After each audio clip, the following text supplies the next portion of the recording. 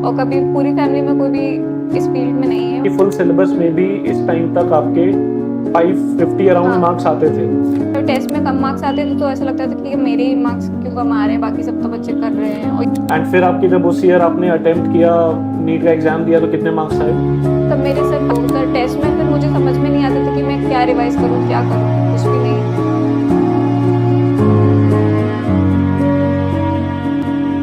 Hello बच्चों, हमारे साथ हैं कंगना शर्मा। आप बच्चा किस शहर से हो? सब फिरोजाबाद। फिरोजाबाद से।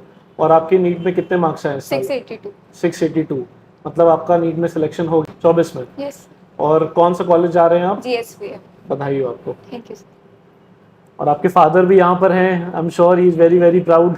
यस। तो कंगना, हम लोग यहाँ पे बैठ के बात करने का पर्पस बस यही है कि आपकी जो जर्नी रही है, वो अभी हम लोग ऊपर सिंह सर के साथ भी बैठे थे तो अपने जर्नी के बारे में बता रहे थे, तो मुझे लगा कि हम लोग को इन डेप्थ बात करनी चाहिए और देखना चाहिए कि आपकी जो तैयारी की जर्नी रही है उससे जो बच्चे अब तैयारी करने जा रहे हैं, जो तैयारी कर रहे हैं, उनको कैसे हेल्प मिल सकती है। तो कंगना, हम लोग इससे स्टार्ट करते हैं कि आप पहले ये बताइए कि आपका ये कौन सा अटेम्प्ट था? सर ये मेरा थर्ड अटेम्प्ट था। तो आपने 12th में एक अटेम्प्ट दिया, 12th के बाद एक अटेम्प्ट दिया, and this was the third time you gave neat and आपका सिलेक्शन हो गया, करेक्ट? तो let's start from the very beginning. हम 12th से स्टार्ट करते हैं या हम 11th से स्टार्ट करते हैं जब आपने डिसाइड किया कि आप नीट की तैयारी करोगे। तो आप फिरोज़ाबाद से हो, तो क्या आपने फिरोज़ाबाद में कोई नीट की कोचिंग करी थी? सर नहीं, 11th-12th में तो मैंने कोचिंग नहीं करी थी, स्कूल था क्योंकि कोविड ईयर था उस टाइम। मतलब 11th क्लास में कोविड आ गया था और मतलब 12th भी पूरा कोविड की वजह से चला गया, तो मेरी एक तरह से बस 11th का स्टार्टिंग ही थोड़ा हो पाया था। वो भी कोचिंग इतनी बढ़िया नहीं थी मतलब नीट लेवल का पढ़ाया जाता हो या फिर उसका, बस स्कूल का जो बेसिक वो होता था बस वही पढ़ाया जाता था। तो इतना कोई तैयारी मेरी 11th-12th में थी नहीं, तो मुझे यही था कि कोचिंग ही करनी है। तो आप जब बता रहे हो कि 11th-12th में तैयारी नहीं थी, नीट लेवल का नहीं पढ़ाया जाता था, ये आपको तब रियलाइज़ होगा जब 12th में आपने नीट का एग्ज़ाम दिया होगा। हाँ। उससे पहले नहीं रियलाइज़ हुआ हाँ, होगा ये उससे चीज़? मतलब ये तो लगता था कि ये मैंने देखा हुआ है, लेकिन ये नहीं, ये मतलब ऐसे पढ़ाया ही नहीं गया था, तो मुझे आइडिया नहीं था कि मतलब कैसा पेपर आता है या फिर क्या तो आप उस करना होता समय है। कोई नीट प्रिपरेशन की कोचिंग या कोई ट्यूशन कुछ ऐसा कर रहे थे कि सेल्फ स्टडी कर रहे थे?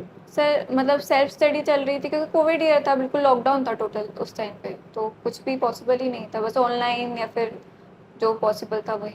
और आपके फर्स्ट ईयर में मार्क्स कितने आए थे? आपने नीट पहली बार दिया था 12th के सर साथ। तब तो मेरे काफ़ी कम थे, 273 करके कुछ थे। 273 गए थे। तो आपको जब आपके मार्क्स आए कि पेपर देने के बाद ही आपको रियलाइज़ हो गया था कि हाँ। जो एक्सपेक्टेशन होगी आपकी उस लेवल का पेपर हाँ नहीं सर, हुआ? सर वो बस ऐसे दिया था कि मतलब पता चले कि पेपर कैसा आता है, क्योंकि कुछ भी पता नहीं था पेपर कैसा आता है। और कभी पूरी फैमिली में कोई भी इस फील्ड में नहीं है, मतलब है तो सब मेडिकल स्टोर है सबका, लेकिन कोई भी डॉक्टर नहीं है, तो उस और कोई भी मतलब गाइड करने के लिए भी कोई नहीं था, तो तो आपने पूरी, मतलब सिर्फ अपनी फैमिली के लिए नहीं, पूरे खानदान के लिए आपने यस एक सर। नया पाथ शुरू कर दिया। Yes sir. That's great, that's great. Thank you sir. तो आपने जब आपके मार्क्स इतने आए तब आपने क्या डिसाइड किया कि अब आगे अगले साल के लिए कैसे तैयारी करनी है, क्या करना चाहिए? सर वो जो एक मतलब था कि नहीं, कोटा जाना है, सब लोग मतलब पहले इतना यही था कि कोचिंग सारी कोटा में ही है, जो मतलब सुना सबसे, तो उसके हिसाब से कोटा गई थी मैं, कोचिंग ज्वाइन करी थी। सब लोग मतलब उसी की बोलते हैं, लेकिन जब मैं वहाँ गई तब सर पता चला कि मतलब वहाँ एक तो सिलेबस कुछ भी पढ़ाया जाता है, मतलब ऐसा लगता है कि जैसे MBBS का भी सिलेबस उधर ही पढ़ा रहे हैं, मतलब मेडिसिन के नेम्स वगैरह भी याद करवाए जाते थे। तो सर ऐसा लगता था कि क्या मतलब मुझे ही नहीं आ रहा है, क्योंकि बाकी सब लोगों के मार्क्स वहाँ पे अच्छे आते थे टेस्ट में, तो मुझे अच्छा, लगता था क्लास टेस्ट में मार्क्स अच्छे आते थे? हाँ ये सब पढ़ के मतलब मेडिसिन वगैरह? नहीं सर, मेरे तो मतलब कम ही आते थे, क्योंकि मुझे मतलब इतना सारा सिलेबस तो सर कैसे ह्यूमन पॉसिबल है कि सब याद भी कर लें, क्योंकि वो इतने नोट्स की इतना बंडल बनवा दिया, जैसे ऑर्गेनिक की 2 नोटबुक ऐसे और बायो की पूरी 2 नोटबुक, तो फिर सर वो तो पॉसिबल ही नहीं कि इतना सारा याद भी कर लें। तो सर टेस्ट में फिर मुझे समझ में नहीं आता था कि मैं क्या रिवाइज करूँ, क्या करूँ, कुछ भी नहीं। तो सर वही उसका ही, तो फिर उसमें टेस्ट में कम मार्क्स आते थे तो ऐसा लगता था कि मेरे ही मार्क्स क्यों कम आ रहे हैं, बाकी सब तो बच्चे कर रहे हैं और यही पढ़ के कर रहे हैं, जो तब पता नहीं था, तो वही। नहीं, मैं यहाँ पे आपसे एक चीज़ पूछना चाहूँगा कि आप और जो बाकी बच्चे टेस्ट दे रहे थे वो सब एक ही क्लास के ही होंगे? हाँ हाँ सर, मतलब काफ़ी मेरे जैसे भी बच्चे थे तो वो लोग कहते थे कि इतना सारा क्यों पढ़ा रहे हैं, और उनके भी मार्क्स मेरे जितने ही आते थे जितने ओके। मेरे आते थे। लेकिन कुछ बच्चे थे जो मतलब हर क्लास में ऐसे 2 4 5 बच्चे होते थे, तो वो तो मतलब कर लेते थे, तो हम लोगों को लगता था कि हमारे ही क्यों नहीं आ रहे हैं मार्क्स। क्योंकि टेस्ट पेपर भी वो लोग ऐसे ही सेट करते थे कि उसमें पूरा आउट ऑफ एनसीईआरटी और ये सब भरा हुआ था, जो उनके नोट्स मतलब पढ़ेगा उसके मार्क्स अच्छे आएंगे। तो ये आपको उस समय रियलाइज था कि आउट ऑफ एनसीईआरटी पढ़ा रहे हैं या पूछा जा रहा है, कि अब सिलेक्शन के बाद ये चीज़ रियलाइज हुई है कि ऐसा हो रहा था आपके साथ हाँ उस सर, समय? क्योंकि तब सिलेबस ही नहीं पता था कि क्या करना है, और मतलब अच्छा। एनसीईआरटी पे तो बिल्कुल फोकस ही नहीं करवाया था। इसी साल मैंने तो एनसीईआरटी। क्या ये आप लोग को बताया गया था वहाँ पर कि एनसीईआरटी से ही पेपर आता है, एनसीईआरटी नहीं, फॉलो करनी है? नहीं? बस केवल ये बोला था जो हम पढ़ा रहे हैं बस वही पढ़ो। अच्छा। एंड फिर आपके जब उस ईयर आपने अटेम्प्ट किया, नीट का एग्जाम दिया, तो कितने मार्क्स आए? तब मेरे सर 554 थे। 554 है। फर्स्ट ईयर में आपके थे 290, 273, 273 से 584 का जंप हुआ। 554। 554 का, ठीक है। एंड देन जब 554 आया तब आपने क्या डिसाइड किया सर लास्ट तब ईयर जब आए थे इतने मार्क्स? तब सर ये डिसाइड किया कि मतलब अब सिलेबस तो लगभग, क्योंकि वो पढ़ा ही देते हैं, और ये समझ में आ गया था कि एनसीईआरटी पढ़नी है तो वो खुद ही पढ़नी पड़ेगी। अब कोई टीचर बिल्कुल एनसीईआरटी लाइन बाय लाइन तो नहीं पढ़ा सकता, वो खुद ही पढ़ना पड़ेगा। और सर बात भी करी न्यू लाइट की, दीदी मतलब मुझे एक यूट्यूब पे मैंने देखा था, तो वहाँ मुझे रोमा दीदी के बारे में पता चला था। उन्होंने मतलब मुझे पूरा गाइड किया, उनसे मैंने कांटेक्ट कर लिया था कमेंट करके। तो उन्होंने पूरा मुझे बताया कि कैसे करते हैं, एनसीईआरटी पढ़नी होती है, शॉर्ट नोट्स बनाने होते ओके। हैं। तो उन्होंने पूरा गाइड करा मुझे लास्ट ईयर। तो उन्हीं की वजह से मतलब तब समझ में आया कि अच्छा ये चीज़ मैं मिस्टेक कर रही थी। उन्होंने जो मुझे बताया टेस्ट की, उन्होंने बताया कि एक भी स्किप नहीं करनी। तो मैंने ये सारे टेस्ट दिए थे, एक एक टेस्ट जो न्यूलाइट में हुआ, जो कि लास्ट ईयर काफ़ी कम होते हैं, वहाँ कोटा में इतना नहीं करवाए तो जाते आपने टेस्ट। जब 554 मार्क्स आए थे तो आपने कितने टेस्ट पेपर्स से आप लगभग गो थ्रू? 15-20 पेपर। 15-20 पूरे साल में दिया था और फिर आप नीट एग्जाम के लिए चले गए हाँ। थे। जब आप नीट एग्जाम दे रहे थे, ठीक है, 554 मार्क्स आए, ठीक है कि कुछ सिलेबस ऐसा भी आपको पढ़ाया गया जो आउट ऑफ एनसीईआरटी हाँ था या सिलेबस का नहीं था, बट टेस्ट देते टाइम क्या आपको अपनी टाइम मैनेजमेंट या एक्यूरेसी इस पे कुछ लगा कि टाइम मैनेजमेंट आपका सही जा रहा था 15-20 टेस्ट देकर भी? नहीं सर, वो भी नहीं हो पा रहा था बिल्कुल, मतलब और ओएमआर बढ़ने की भी बिल्कुल प्रैक्टिस नहीं थी, तो उसमें भी मुझे लगता है कि मेरी मिस्टेक्स हो गई थी ओएमआर तो में भी। 554 मार्क्स आपके आ गए क्योंकि उसके मेरे कुछ बाद? 570 मैंने टेस्ट से कैलकुलेट करे अच्छा। थे, लेकिन मेरे उससे कट के फिर 554 ही मार्क्स आए थे ओएमआर वगैरह से मिला के, और मतलब रिजल्ट। और रोमा दीदी जिनका आप नाम ले रहे हो, तो रोमा दीदी आपको एग्जाम उस रिजल्ट के बाद उनके बारे में पता चला या आप उनके हाँ टच में आए? हाँ, ओके। यूट्यूब से, क्योंकि उनका भी मतलब मैंने सर ने वीडियो डलवाया था तो ओके। वही देखा था आपके चैनल। ओके। एंड तो उन्होंने जो अपने वीडियो में बताया वही अभी बता रहे हो कि उनसे फिर आपने पर्सनली हाँ, बात भी पर्सनली करी? बात करी थी। अच्छा। तो उन्होंने क्या बताया आपको? उन्होंने यही सर टेस्ट के बारे में बताया था, मिस्टेक नोटबुक के बारे में बताया था, और बोला था जो सिंह सर बोले वही फॉलो करना है। उन्होंने सर तो काफ़ी हेल्प करी। तो फिर जब आप बच्चा यहाँ पर आए तो आपकी किस बैच में थे आप? सर मैं एसआरपी। एसआरई बैच में थे सीधे? और कोई ग्रुप भी था आपका? हाँ, संस्कार। संस्कार ग्रुप। कितने बच्चे थे उस ग्रुप में? सर थे 25 बच्चे थे। 25 बच्चे के आसपास थे। एंड सबका रफली जो स्कोर था वो इसी आपके स्कोर के आसपास ही होगा आपके ग्रुप में? एंड आपका क्लास का शेड्यूल क्या होता था उस टाइम पे जब सर आप यहाँ पर क्लास आए लास्ट 2 ईयर? बजे क्लास होती थी मतलब, और 5-6 बजे तक हो जाती थी क्लास 5-6 बजे तक हमारी। हो जाती थी? तो आपका डेली 2 से 5-6 बजे तक क्लास चलती थी। तो आपका रूटीन क्या रहता था दिन का, कैसे आप तैयारी करते थे? सर मुझे रात में पढ़ने की आदत है, तो मतलब मैं यहाँ से जाती थी तो थोड़ा मतलब रिलैक्स होके और नाश्ता वगैरह खाना वगैरह खा के फिर मतलब मैं पढ़ने बैठ जाती थी, और फिर रात में पढ़ती ये थी। आप बता रहे हो क्लास खत्म करने के बाद? हाँ, क्लास खत्म ठीक करने है, के बाद ठीक है। फिर मतलब रात में पढ़ती थी, और फिर सुबह मतलब रात में जितना पढ़ सकती हूँ, जैसे 2 बजे 3 बजे तक वहाँ पढ़ के फिर उसके बाद सुबह अपने टाइम से उठ जाती, क्योंकि नींद बहुत इंपॉर्टेंट, मतलब मेरे को तो जब तक मेरी नींद पूरी नहीं होगी तब तक मुझे सर भारी भारी लगता है, मुझे नहीं दिमाग में जाता कुछ तो भी। आप रात में कितने बजे तक पढ़ के फिर सोते थे?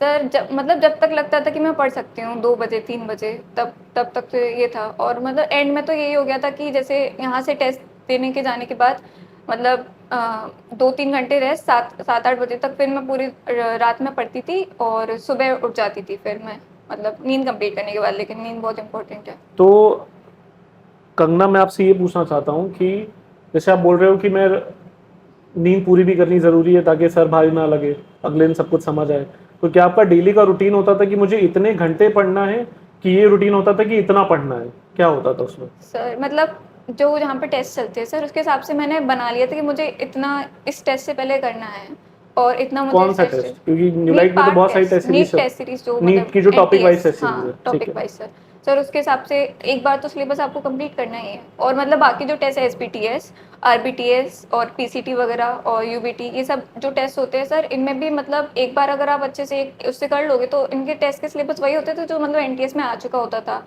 या फिर थोड़ा बहुत नया भी होता था तो वो पढ़ के थोड़ा बहुत आइडिया लेके जाती थी और सर उनको करती थी। वो जो एक तरह से सर क्वेश्चन प्रैक्टिस ही हो रहे थे, क्योंकि 200 क्वेश्चन आते थे तो उसमें क्वेश्चन प्रैक्टिस पूरी हो जाती थी, बस मैं पीवाईक्यू अलग से करती थी।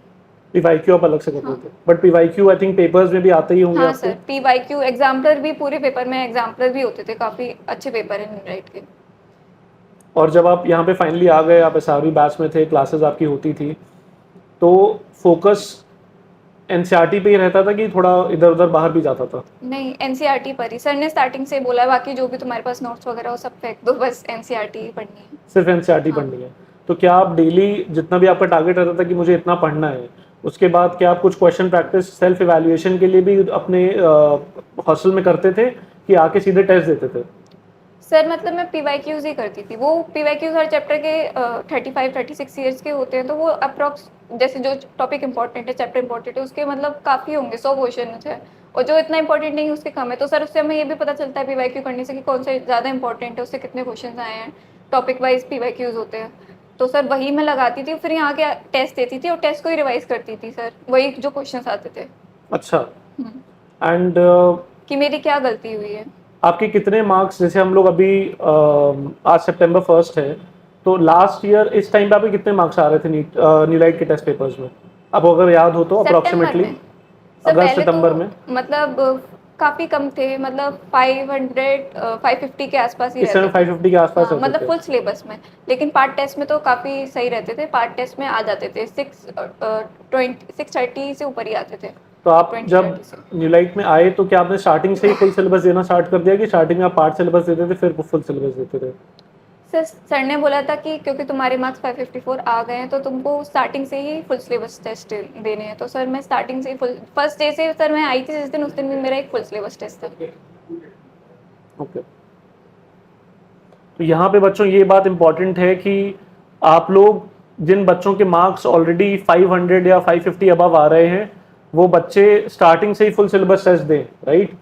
बट पार्ट सिलेबस टेस्ट भी देते रहे ताकि topic wise, specific topic wise हाँ आपकी प्रैक्टिस होती रहे, and that you can create as your targets हाँ कि इस पार्ट सिलेबस है, इस टॉपिक वाइज टेस्ट से पहले इतना आपको कंप्लीट करके रखना है ताकि फिर आप वो टेस्ट दे पाओ, हाँ सर। है ना? सर और जब आपका सिलेबस एक बार कंप्लीट हो जाए तब आप फुल सिलेबस पे ज़्यादा फोकस करिए, क्योंकि उससे मतलब उससे पता चलेगा कि आपको आपका कौन सा सब्जेक्ट या फिर कौन सा पार्ट वीक है, तो उसी को रिवाइज करिए बट दोबारा से। तो मैं यहाँ पे इम्पोर्टेंट बात ये कि आपका, आप जैसे बता रहे हैं कि फुल सिलेबस में भी इस टाइम तक आपके 550 अराउंड हाँ मार्क्स आते थे। सर मेरे मतलब जो लास्ट मंथ था उसमें मेरे स्कोर जंप कराए बिल्कुल, क्योंकि सर जो मतलब अप्रैल में पेपर जो हुए थे उसमें सर, और जो मई में 5th में को जब अपना पेपर था उससे जो मैंने लास्ट पेपर दिया था उसमें मेरे सेम मार्क्स थे जितने मेरे टेस्ट में आए, नीट में आए। एक स्टेप हम लोग पीछे चलेंगे अंगना, कि आपके 550 मार्क्स अगस्त सितंबर में फुल सिलेबस में आ रहे थे, और ठीक कुछ महीने पहले नीट में भी ऑलमोस्ट इतने ही मार्क्स थे। तो क्या आपके माइंड में सितंबर अराउंड, अगस्त के अराउंड ये चल रहा था कि अरे यार नीट में मेरे इतने ही मार्क्स आए थे, अभी भी फुल सिलेबस में इतने ही आ रहे हैं?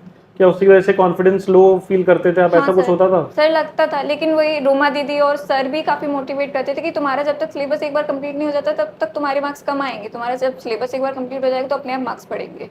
और सर वो टेस्ट पे भी डिपेंड करता है कि तुम्हारा टेस्ट कैसे, मतलब टेस्ट कभी लेवल यहाँ पे सर बहुत हाई, कभी हाई कोई चीज़ हाई रहेगी या फिर कभी कोई चीज़, तो उसका हर तरह का सर पेपर बनवाते हैं, तो सर उसमें भी डिपेंड करता है कि कैसा पेपर भी है, तो उसके हिसाब से भी काफ़ी डिपेंड करता तो है। आपकी टेस्ट सीरीज में डिपेंडिंग ऑन कि आप लोग कैसा कर रहे हो, सिंह सर रेगुलरली आप लोग से बात करते रहते थे तो अकॉर्डिंगली डिफिकल्टी लेवल भी चेंज होता था? हाँ सर। कितना, मतलब अगर फुल सिलेबस टेस्ट है तो ये पॉसिबल नहीं हो सकता कि सारे टॉपिक, सारे सब टॉपिक, हर एक चैप्टर पूरे 200 सवाल में कवर हो, बट इवेंचुअली सारे टेस्ट देकर वो हो ही क्योंकि जाता सर है। इतना सारे टेस्ट होते थे फुल सिलेबस की, आपको अगर जैसे सर लास्ट मंथ हमारे तो एक एक दिन मतलब फुल सिलेबस हुआ ही है, तो उसमें अगर हम 30 भी मान लें फुल सिलेबस टेस्ट, तो अगर हम 30 × 200 करेंगे तो सर उसमें भी लगभग सारे टॉपिक्स जो इंपॉर्टेंट है वो कवर ही हो जाएंगे, क्योंकि न्यूलाइट के टेस्ट में आती है पीवाईक्यूज और एग्जाम्पलर और एनसीईआरटी से ही पूरा आता है।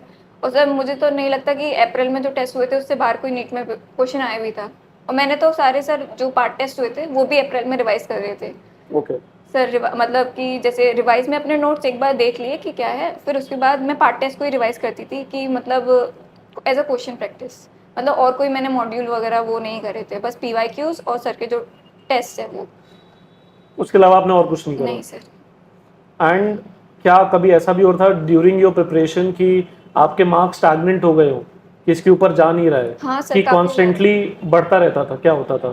सर बीच में मतलब ऐसा हुआ था कि कम आते थे, फिर बढ़े थे, फिर उसके बाद कांस्टेंट हो गए थे, फिर उसके बाद अप्रैल में जाके फिर और बढ़ गए थे। ओके। अप्रैल में जाके तो बढ़ आपने गए थे। ऐसा उस टाइम पे ऐसा क्या किया जिसकी वजह से चेंजेस आए मार्क्स में आपके? सर रिवाइज जितना आप रिवाइज करेंगे और फुल सिलेबस टेस्ट कर देते जाएंगे तो आपको पता चलता जाएगा कि मतलब, क्योंकि क्वेश्चन भी रिपीट होते हैं कि नीट में भी क्वेश्चंस रिपीट होते हैं। जैसे सर ने भी बताया कि अभी जितने भी क्वेश्चंस इस बार भी नीट में आए वो सारे पीवाईक्यू से ही आए हाँ। हैं। तो सर वो भी रिपीट होते हैं, तो फिर जैसे आपका कुछ गलत हुआ तो आप वो करेंगे जाके घर पे, क्योंकि टेस्ट एनालिसिस बहुत इंपॉर्टेंट है। अगर आपने टेस्ट एनालिसिस नहीं करा तो टेस्ट देने का कोई फायदा ही नहीं है कि आपने क्यों ही टेस्ट दिया, फिर आपने 3 घंटे वेस्ट करे हैं। सर तो यही बोलते थे, अगर तुम टेस्ट एनालिसिस नहीं कर रहे हो तो तुम अपने 3 घंटे वेस्ट कर रहे हो यहाँ पे आके, इससे बढ़िया तुम टेस्ट ही मत दो अगर तुम टेस्ट एनालिसिस नहीं कर रहे हो तो। और सर मिस्टेक नोटबुक बनाओ अपनी, वो वही क्वेश्चन जाके करो, जो नहीं आए वो सर से, मतलब बाहर स्टाफ बैठे रहते थे, आरडी सर, मिश्रा सर, ये इन सबसे मतलब क्वेश्चंस पूछ लो कि मतलब सर ये वाला इसका क्या कॉन्सेप्ट है, और अगर तुम्हें लगे तो अपने शॉर्ट नोट्स में ऐड कर लो वही चीज़, वही फॉर्मूले। तो अपनी आप मिस्टेक नोटबुक कैसे बनाते थे? बहुत बच्चों की क्वेरी रहती है कि इतना 2 साल का सिलेबस पढ़ना है, तो इवेंचुअली 2 साल का सिलेबस पढ़ के Short notes। एक दिन वो टेस्ट देना होता है। तो जो आप रेगुलर टेस्ट दे रहे हो उसमें जो आपकी मिस्टेक्स होती थी उनको आप कैसे मेक श्योर करते थे कि अच्छा ये इस तरीके से आप रेक्टिफाई कर रहे हो, और वो रेक्टिफाई हो गए अगर, तो उसके बाद कब उसको आप पिक करके दोबारा रिवाइज करते थे? सर मतलब स्टार्टिंग में तो ये था कि क्योंकि सिलेबस रिवाइज नहीं था, मतलब नीट के बाद भी ऐसा तो नहीं है कि 1-2 महीने बाद फिर मुझे पूरा याद रहे, तो एक बार रिवाइज करना बहुत इंपॉर्टेंट था। तो उससे पहले जो भी फुल सिलेबस टेस्ट होते थे उसको मैं देखती थी कि मेरा कौन सा क्वेश्चन गलत हुआ है, तो उसको हल किया, मैंने वो वाला टॉपिक पढ़ लिया। और मतलब जो मेरा, क्योंकि साथ के साथ हम पार्ट टेस्ट का भी पढ़ते चलते हैं वही सिलेबस, तो वो बहुत वो तो करना ही है अपना सिलेबस साथ साथ में, और जो तुम्हारे पेपर में गलत तो वो टॉपिक्स करते चलो। फिर उसके बाद एंड में जब मेरा सिलेबस एक बार कंप्लीट हो गया, तब मैंने मतलब जो क्वेश्चंस गलत होते थे उसकी एक अलग से कॉपी बना ली थी, तो वही क्वेश्चंस मतलब कॉपी में लिखती रहती थी, मतलब उसका सॉल्यूशन भी साथ में। और या तो और अगर कॉन्सेप्ट अगर कुछ लगता था कि इंपॉर्टेंट है तो वो अपने शॉर्ट नोट्स में ऐड कर लेती थी। और क्या ऐसा बार बार हुआ था कि कोई पर्टिकुलर टॉपिक, सब टॉपिक या कॉन्सेप्ट के क्वेश्चंस बार बार गलत हो रहे हो? सर क्योंकि अगर आप एनालाइज कर लोगे फिर आपका वो गलत नहीं होगा, और अगर आपका गलत भी होता है तो वो मतलब अलग से आप अगर मिस्टेक नोटबुक में लिख लोगे अपने, तो मतलब उसी को मिस्टेक नोटबुक रिवाइज करोगे आप, तो जितनी बार आपको रिवाइज करोगे तो आपको याद आ जाएगा, अरे ये मैंने ये वाला क्वेश्चन मेरा हमेशा गलत होता है, इसको तो देखना ही देखना है। तो नीट के पहले भी मैं एक दिन पहले बस मिस्टेक नोटबुक को शॉर्ट नोट्स पढ़ रही थी और बायो की एनसीईआरटी की वाला ऐसे पढ़ती थी बस। तो क्या आपकी एक मिस्टेक नोटबुक स्टार्टिंग से जितने मिस्टेक्स किए थे वो पूरा मेंटेन करके रखा था, कि उसको क्रॉस करते चले जाते थे कि अब ये अभी हो गया, इसके कॉन्सेप्ट समझ गई मैं, इसके प्रैक्टिस कर लिए क्वेश्चंस, अब इसको टच करने की हाँ जरूरत नहीं है? हाँ सर, क्योंकि मतलब स्टार्टिंग से इतने टेस्ट होते थे कि नोटबुक भी बड़ी बन गई थी। अब मैंने सोचा कि अब ऐसे रिवाइज करूँगी तो हो गया, तो मतलब जैसे टेस्ट से पहले अप्रैल में पूरे महीने टेस्ट ही थे, तो रात में तो मैं सिलेबस रिवाइज करती थी, सुबह में मॉर्निंग में जो भी टाइम होता था 3-4 घंटे उसमें मिस्टेक नोटबुक देखती थी। डेली? हाँ सर, डेली जो भी ओके। मतलब टेस्ट उससे पहले कि मेरे क्या है, तो मेरे मतलब ऐसे बने हुए थे कि ये एनटीएस की मिस्टेक है या एसपीटीएस की फुल सिलेबस की, तो एक एक करके जैसे कुछ दिन मैंने कुछ टेस्ट का देख लिया, एनबीटीएस का देख लिया, एसपीटीएस का देख लिया, एक दिन आरबीटीएस का देख लिया, एक दिन इसका देख लिया, तो उससे सर पूरा एक एक दिन रिवाइज करती थी कि मतलब ये एक बार ये हो गया, एक बार ये हो गया, एक बार ये हो गया, फिर जब तुम्हारा कंप्लीट हो जाए वो नोटबुक तो फिर से स्टार्ट कर दो, जितनी बार रिवाइज करोगे उतना ही हेल्पफुल होगा। तो आप डेली, आपका रूटीन ये रहता था कि आप 2 बजे से क्लास अटेंड करते थे, फिर अपने रूम पे जाके आप पढ़ते थे, और मॉर्निंग में आप मिस्टेक्स के बारे में देखते थे कि क्या क्या मिस्टेक्स हुई हैं, उसको क्या क्या रेक्टिफाई हाँ करना बाकी रह गया है? अच्छा, अगर कंगना हम लोग एक एक इंडिविजुअल सब्जेक्ट्स के बारे में बात करें, तो मैं आपसे पूछना चाहता हूँ कि सिर्फ अगर हम बायोलॉजी की बात करते हैं तो बायोलॉजी में ऐसा क्या इंपॉर्टेंट है जो बच्चे को करना ही करना चाहिए? सर एनसीईआरटी, और सिर्फ? वो 2 चैप्टर, दो मतलब स्टार्टिंग में 2 चैप्टर, एक 11th का एक 12th का, डेली पढ़ना ही पढ़ना है सुबह उठ के, जब मतलब आपका माइंड बिल्कुल अच्छा मतलब रहे, क्योंकि मेरी थोड़ी बायो में मार्क्स लास्ट ईयर कम थे, मतलब बायो की वजह से ही रुका था। मेरे बायो में 290 360 से के उससे थे, तो काफ़ी कम थे बायो में, जबकि बच्चे काफ़ी अच्छे ले आते हैं। और मेरे इस बार भी थोड़े बायो में ही कम है, 341 है। बाकी फिजिक्स केमिस्ट्री में तो तभी ठीक है। तो उसमें मेरी थोड़ी वीक थी, तो मैं स्टार्ट सुबह उठते ही वही पढ़ती थी। डेली? हाँ, एक चैप्टर 11th का, एक चैप्टर 12th का पढ़ना आप ही है। लाइन बाय लाइन एनसीईआरटी पढ़ते थे? हाँ हाँ तो आपने कितनी बार पढ़ा होगा ऐसा सर, करके? क्योंकि यूबीटी भी होती थे हाँ, और मतलब पार्ट टेस्ट वगैरह में भी सब आते, तो 25 बार तो पढ़ी ली होगी एनसीईआरटी। 25 बार पूरी हाँ सर। एनसीईआरटी, एनसीईआरटी 1 2 हाँ दोनों? हाँ सर, आपको डेली वर्ड पढ़ना बाय ही वर्ड होता है। याद होगा सब कुछ? हाँ सर। और सर, वो जरूरी भी है। हाँ सर, क्योंकि मतलब अब लाइन बाय लाइन क्वेश्चंस बनने हैं और मैचिंग वगैरह ये सब अलग अलग तरीके के क्वेश्चंस हैं। और नीलेट की टेस्ट में भी वही सब आता है, मतलब एक एक लाइन से आपको पूछेंगे, जो मतलब काफ़ी चीज़ें मुझे जब टेस्ट देती थी तब पता चला, अरे ये भी लाइन थी एनसीईआरटी में, ये मेरी रह गई थी। तो मैं उसी में जाके एनसीईआरटी में हाईलाइट कर ली थी, ये मेरे से मिस हो गया, क्योंकि हम लोग पढ़ते तो है ही हैं, लेकिन मतलब कुछ चीज़ मिस हो जाती है कि अरे ये यहाँ ये है, यहाँ ये है। तो वो टेस्ट देके पता चलता था कि ये चीज़ मिस हो गई है, ये चीज़ इंपॉर्टेंट है, ये पीवाईक्यू है, तो वो टेस्ट से पता चल जाता था। और व्हाट अबाउट केमिस्ट्री? पहले अपना स्कोर बताइएगा केमिस्ट्री में आउट ऑफ 180, और फिर बताइएगा केमिस्ट्री में ऐसी क्या चीज़ें हैं जो बच्चों को बिल्कुल भी नहीं छोड़ना चाहिए और करना ही करना है आपको? सर, केमिस्ट्री में मेरा 171 आउट ऑफ ओके। 180। तो सर उसमें मतलब फिजिकल केमिस्ट्री में तो आपको क्वेश्चंस प्रैक्टिस करनी है, और मतलब एक बार बस केवल एनसीईआरटी पढ़ लीजिए, इतनी एनसीईआरटी फिजिकल केमिस्ट्री में इंपॉर्टेंट नहीं है। क्वेश्चन प्रैक्टिस हाँ, इंपॉर्टेंट है ज़्यादा क्वेश्चन से ज़्यादा। प्रैक्टिस करिए, और मतलब एक बार आप अच्छे से टीचर से पढ़ लीजिए कि मतलब आपके नीट में क्या क्या चीज़ें हैं, तो वो कॉन्सेप्ट एक बार पढ़ लीजिए, फिर उसके क्वेश्चन ही करने हैं आपको और टेस्ट ही देने हैं। फिर ऑर्गेनिक केमिस्ट्री, तो उसमें काफ़ी चीज़ें पढ़ा देते हैं काफ़ी लोग, लेकिन मतलब इतना नहीं पढ़ना होता, बस केवल जनरल ऑर्गेनिक केमिस्ट्री में जितना एनसीईआरटी में है वो, और मतलब फिर सारे चैप्टर्स जो हैं वो सब एनसीईआरटी से ही पढ़ने हैं, क्योंकि एनसीईआरटी से ही आ रहे हैं। एनसीईआरटी से जो भी रिएक्शंस काफ़ी टीचर्स बाहर की करवा देते हैं, लेकिन यहाँ मतलब न्यू लाइट में परवेश सर ने पढ़ाया था, उन्होंने बिल्कुल लाइन बाय लाइन एनसीईआरटी से बिल्कुल सर हाईलाइट करवा के चलते थे कि मतलब ये चीज़ इंपॉर्टेंट है एनसीईआरटी में। उन्होंने एनसीईआरटी के अलावा और कुछ कभी मुझे नहीं लगता कि पढ़ाया भी था, और जो भी मतलब पीवाईक्यूज थे वो भी वो मार्क करवा देते थे कि ये चीज़ आप मिस करेंगे, ये एनसीईआरटी में है। तो सर मुझे लास्ट ईयर ये पता ही नहीं था कि ऑर्गेनिक भी मतलब एनसीईआरटी से पढ़नी होती है। और मैंने मतलब रिएक्शंस वगैरह वो लोग काफ़ी याद करवाते थे, इतनी याद भी नहीं रहती लास्ट से, आपको मतलब याद भी नहीं रहेंगी कि आपने कितनी रिएक्शंस पढ़ ली। जो एनसीईआरटी में पहले मतलब वही याद हो जाए तो वही अच्छा है। तो वो और इनऑर्गेनिक? इनऑर्गेनिक में भी सर मतलब एनसीईआरटी ही पढ़नी है लाइन बाय लाइन। मतलब कुछ चैप्टर्स उसके इंपॉर्टेंट होते हैं, जैसे पीरियोडिक टेबल, केमिकल बॉन्डिंग, इसमें मतलब आप थोड़ा कॉन्सेप्ट पढ़ लीजिए और उसके क्वेश्चंस करिए, पीवाईक्यूज करिए, फिर और टेस्ट दीजिए। बाकी तो जो और बाकी चैप्टर्स हैं उनको तो आप लाइन बाय लाइन एनसीईआरटी से ही पढ़िए, उसके अलावा तो और कुछ भी नहीं। और फिजिक्स में? फिजिक्स में तो सर आपको वही कॉन्सेप्ट पढ़ता चलना चाहिए कि मतलब क्या क्या चीज़ें, एक बार अच्छे टीचर से मतलब पढ़ लीजिए, पूरे कॉन्सेप्ट आपके पास होने चाहिए, फॉर्मूले पर शीट बना कॉन्सेप्ट वही लीजिए। जो है नीट की एनसीईआरटी किताब में है, हाँ एनसीईआरटी की सीबीएसई की एनसीईआरटी किताब में है, हाँ वही सारे कॉन्सेप्ट्स? हाँ सर। और मतलब एनसीईआरटी के तो फिजिक्स में एग्जाम्पल भी इंपॉर्टेंट होते हैं, क्योंकि उससे डायरेक्ट क्वेश्चंस आ जाते हैं। हाँ। और फिजिक्स की इस बार तो अब तो एनसीईआरटी भी पढ़ना भी इंपॉर्टेंट है, मैंने भी 2-3 बार एनसीईआरटी फिजिक्स की भी पढ़ी है, क्योंकि इस बार जो डायरेक्ट क्वेश्चन एक काफ़ी बच्चों का गलत हो गया एटम वाला, वो नई एनसीईआरटी में दिया होता समरी में, तो वो मैंने पढ़ा था, तो मैंने उसकी वजह से मेरा वो सही हो गया। काफ़ी बच्चों का सिलेक्शन इसी वजह से रह गया कि उनका वो क्वेश्चन गलत हो गया। तो नई एनसीईआरटी को फॉलो करिए, और क्योंकि इवेंचुअली क्या हुआ, पहले वही हुआ कि मतलब नई एनसीईआरटी को फॉलो, जो सही है वही फॉलो करना है। और फिजिक्स में अभी कितने मार्क्स आए थे? Sir 170 170 out of exact? 180। Okay. And to summarise Kangana, अगर हम बोले कि कुछ आप तीन ऐसी चीज़ें बताइए, आप this was your third attempt जिसमें आप सेलेक्ट हुए थे, एंड इफ यू सी ये पिछले 3 साल की आपकी जर्नी, आप 3 या 4 ऐसी अपनी बताइए जो कॉमन मिस्टेक्स हैं जो बच्चे कर देते हैं, आपने करी थी, जो ये वीडियो देखने वाले बच्चे ना करें, अवॉइड करें, ताकि अगले साल उनका भी सिलेक्शन हो। सर एक तो जो सब लोग फॉलो कर रहे हैं ट्रेंड जो चल जाता है कोटा जाने का, सब वो चीज़ ना करें, क्योंकि वो एक ट्रेंड ही है और मतलब नाम ही है, तो इतना तो नहीं करना चाहिए। काफ़ी मतलब टीचर्स कानपुर न्यू लाइट में तो काफ़ी चीज़ें ऐसी है जो मतलब बताई जाती है, जैसे सिलेबस चेंज हुआ था इस बार का, तो मुझे नहीं लगता बाकी और किसी जगह इतना फोकस भी करा गया था कि सिलेबस चेंज हुआ है। सर ने जितना करा, सर ने बताया कि ये चीज़ पढ़नी है, ये चीज़ नहीं पढ़नी है। वहाँ तो मतलब बाकी जगह तो यही होता है कि नहीं, सब ये एक्स्ट्रा एक्स्ट्रा एक्स्ट्रा एक्स्ट्रा, इतना याद भी नहीं रहेगा लास्ट में। और सेकंड एनसीईआरटी पे फोकस करना है, मतलब एनसीईआरटी जितनी बार पढ़ सको, आना एनसीईआरटी से ही है, चाहे कभी भी पेपर आए। इस बार भी हो रहा है कि टफ आएगा, आएगा तो एनसीईआरटी से ही इवेंचुअली।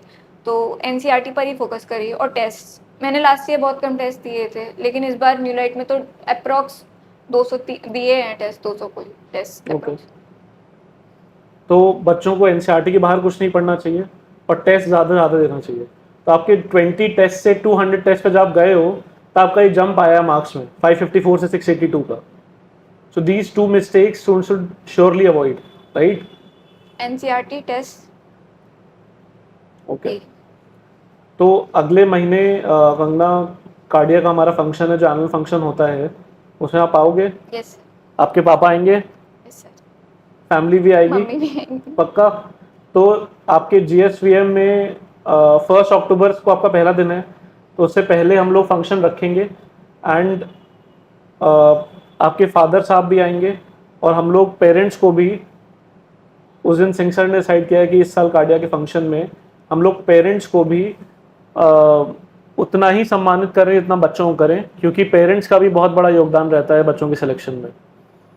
तो इस वीडियो को कंक्लूड करने के लिए बच्चों, आपको एनसीईआरटी के बाहर नहीं जाना है, टेस्ट ज़्यादा से ज़्यादा देने हैं और जैसा कंगना ने बताया कि अपनी मिस्टेक से सीखना है।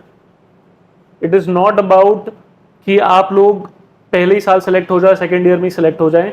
अगर आप इस फाइट में निकले हो तो लड़ने के लिए आपको अगर पता है कि आपका जगह कौन सी है, आपको पता है कि डेट क्या है, Sunday, first Sunday of May, और आपको पता है कि आपको किस चीज़ से लड़ना है जो है एनसीईआरटी। तो अगर आपको ये तीनों चीज़ें पता है तो पेपर आसान हो या टफ हो, आई थिंक 50% बैटल वहीं जीत ली जाती है। हाँ, ये 2 साल तो यही लग गया कि पढ़ना कहाँ से है। हाँ सर। तो वो चीज़ एब्सोल्युटली क्लियर होना चाहिए। थैंक यू कंगना, आपने बच्चों को बहुत अच्छे से सब कुछ बताया, इन डेप्थ बताया, इन डिटेल बताया, आपने अपना स्कोर शेयर किया, आपने अपनी जर्नी शेयर करी। Thank you so much and wish you all the very best. I hope कि आप जाके एक अच्छे डॉक्टर बनो और देश की सेवा करो। Thank you sir. Thank you बच्चों, थैंक यू बच्चों।